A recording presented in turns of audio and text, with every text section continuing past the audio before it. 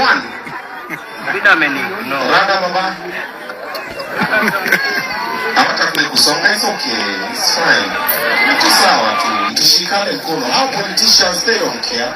I sit down with them, I talk with them, they don't care about you, they don't care about you, they care about themselves.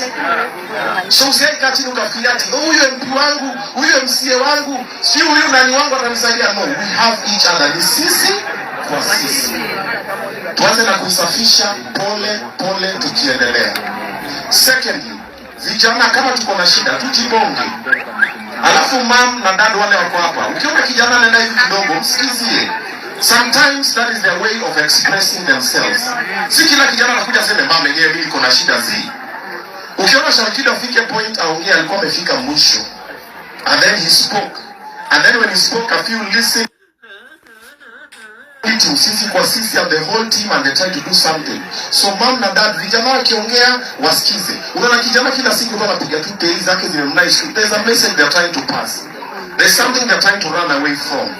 Wasewetu wa church leader wako hapa, jaribu kuwasikiza. Gen Zs are very different movements. They are not like millennials.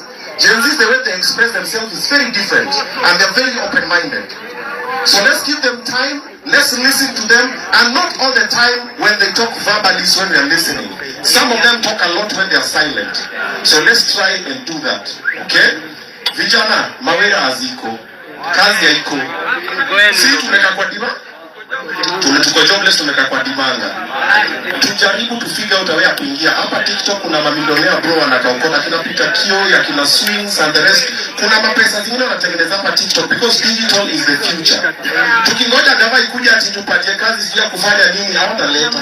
Tuanze kujipatia kazi hapo. Umesikia Priscilla Ivani anasema kuna busy nini tunainua na hivyo. Mimi na TikTok most of us uko na huge following na umekazana kutafuta kazi uitwe uinfluence shop ya mtu utawa kulipa 30,000 kwa